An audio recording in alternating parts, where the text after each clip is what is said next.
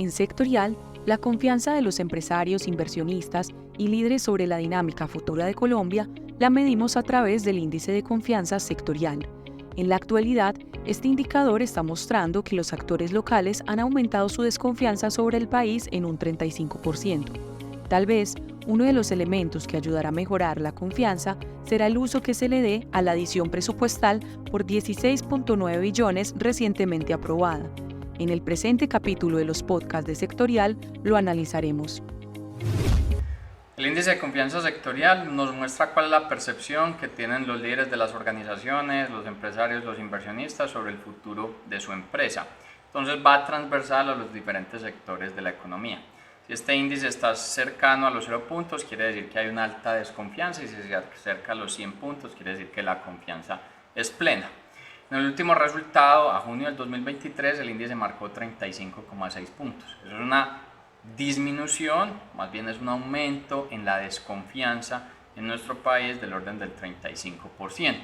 Estamos en niveles de desconfianza semejantes al de mayo del 2021, cuando comenzó el estallido en la protesta social, semejantes al de abril del 2020, que era de 32 puntos, cuando estamos iniciando el proceso del aislamiento, y resulta que más o menos desde agosto del 22, septiembre del 22, ese índice se ha mantenido por debajo de los 40 puntos, sobre los 30, 35, 37 puntos ha rondado. En agosto, en julio del año pasado, pues básicamente teníamos elementos asociados a un riesgo de recesión a nivel global y también pues el cambio o unas nuevas elecciones presidenciales en nuestro país.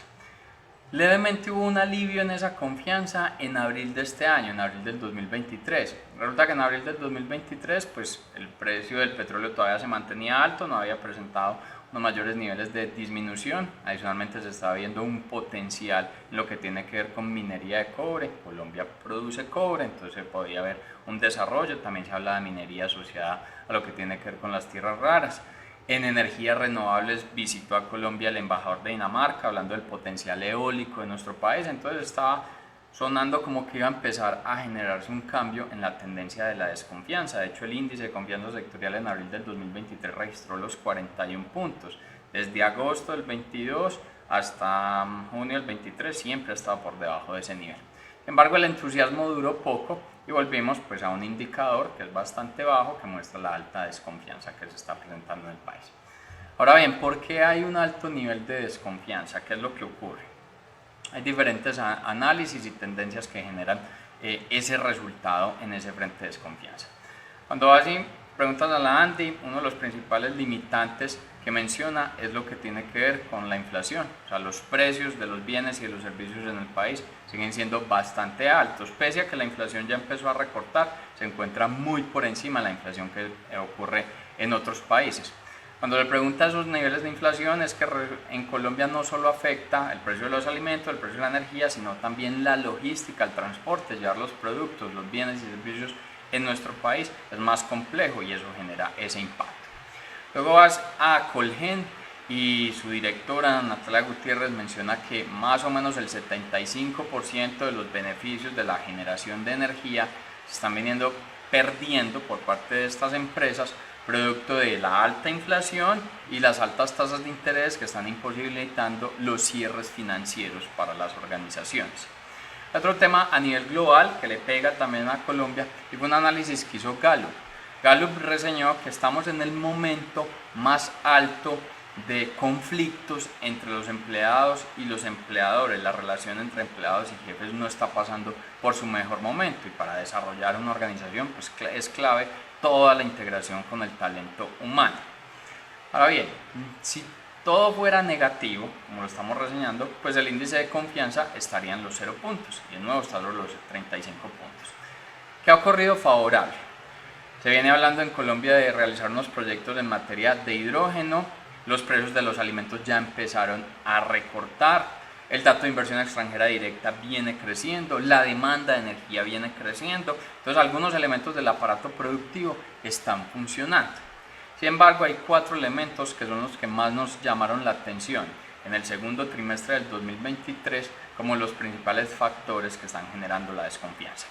Cuando arrancamos el año y se concluyó el primer trimestre del 2023, decíamos, mire, está afectando la confianza el tema del panorama de las reformas, porque no están siendo lo suficientemente claras, entonces no se sabe cuál va a ser el impacto a nivel empresarial, organizacional y económico. Hablamos también que el comercio, que es el principal sector de la economía colombiana, que cuando lo encadenas te representa el 17%, encadenándolo con los restaurantes, con el turismo, tuvo un primer trimestre bastante malo, o sea, hubo disminuciones en diferentes segmentos del comercio entre el 7 y el 14%. Luego te vas al tema de energías renovables, que es un potencial enorme que tiene nuestro país, con las intenciones de regular los precios de una manera forzosa, muchos cierres financieros no se están dando, y adicionalmente el Banco Mundial viene diciendo a nivel global que estamos enfrentando una década perdida en materia económica. Entonces rematamos un primer trimestre con una expectativa de confianza bastante baja. Te paras en el segundo trimestre y entonces estos 4 elementos que más nos llaman la atención y nos asustan frente al tema de confianza tienen que ver, primero, en la actividad petrolera y de gas. ¿Cuál es nuestro temor ahí? Está claro por parte del gobierno que este no es un sector apuesta, pero resulta que es uno de los principales motores de la economía colombiana en la generación de divisas. Si no tenemos suficiencia energética, pues tendremos que importar hidrocarburos, porque de aquí por lo menos unos 10, 15 años no tendremos la suficiente generación de energía renovable para reemplazar los mismos. Y entonces el principal dato que empieza a generar desconfianza es cuando miras las reservas de gas. Las reservas de gas en el 2022 cerraron en 7,2 años. Tú miras el 2015 y teníamos 9 años. Entonces ahí hay una amenaza sobre la suficiencia energética. Luego es la actividad petrolera que le está pasando. Pues basta con analizar los datos de Campetrol, que dice que en el 2022 en Colombia estaban operando 155 taladros. Te paras en mayo del 2023, están operando 126 taladros. Cuando los divides encuentras que hay 42 en drilling y hay 84 en workover. Resulta que haya esa proporción en drilling, o la caída en drilling, básicamente significa que hay poco interés en exploración de nuevas reservas. Y la caída en el workover quiere decir que va a haber menores niveles de producción en materia de petróleo.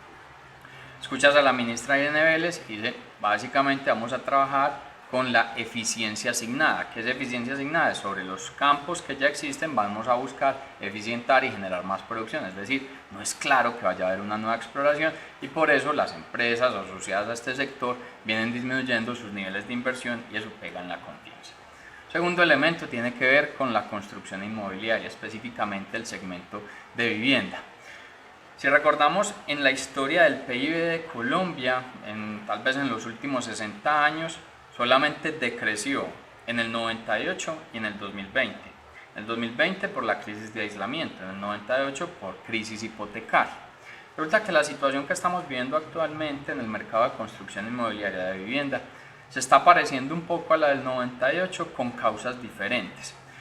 ¿Por qué se parece un poco? Por la caída en las ventas. Estamos registrando mes a mes una caída en las ventas de vivienda del orden del 50%, del 54%.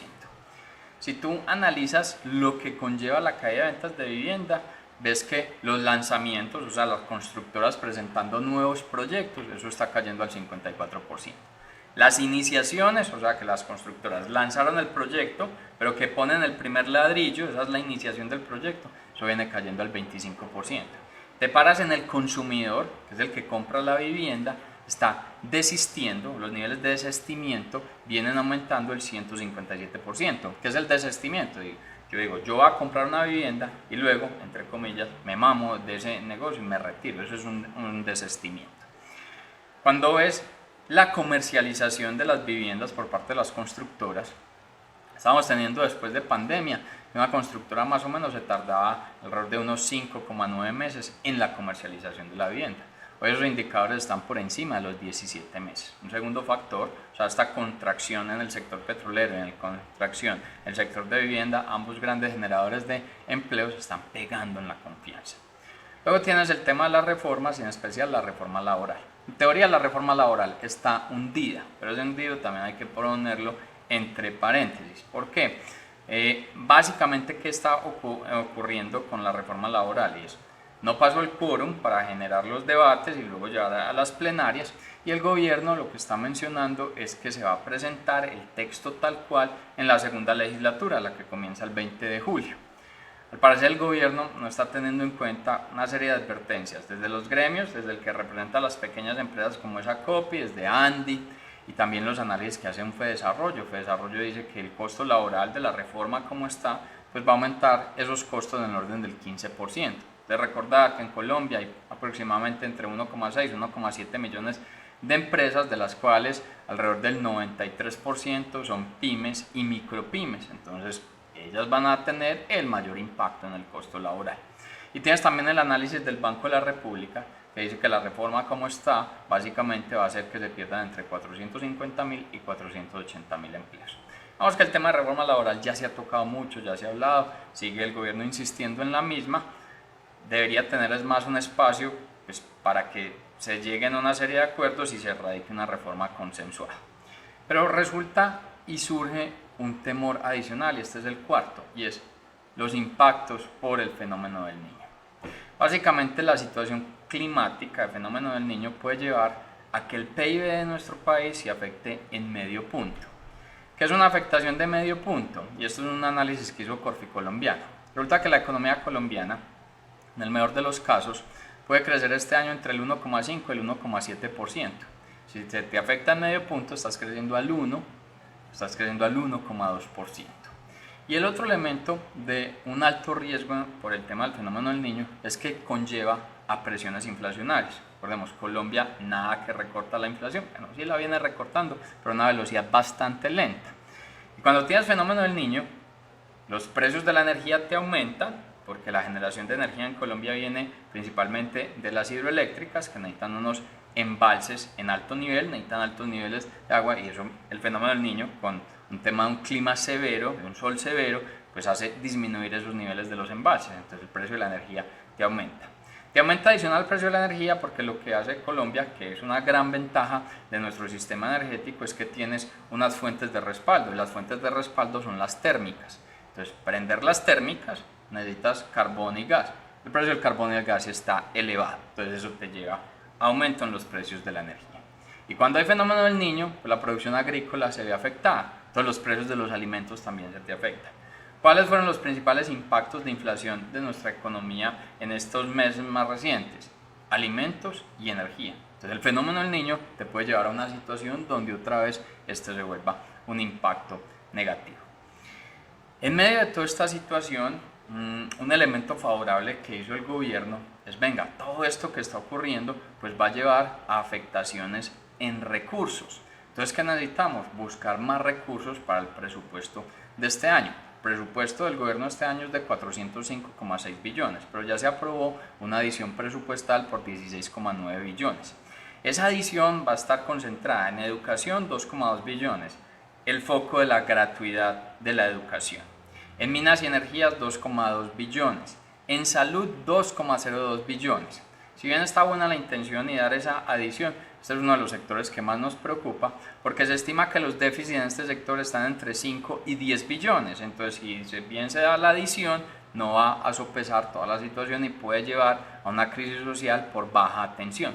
En Hacienda va a estar 1,8 billones. En vivienda, que se necesitan los subsidios para poder reactivar el sector, van a estar 1,5 billones. En transporte e infraestructura, en un gobierno que no le apuesta más a las grandes concesiones, sino que va a estar más en las vías comunales, en los ferrocarriles, hay una adición de 1,44 billones.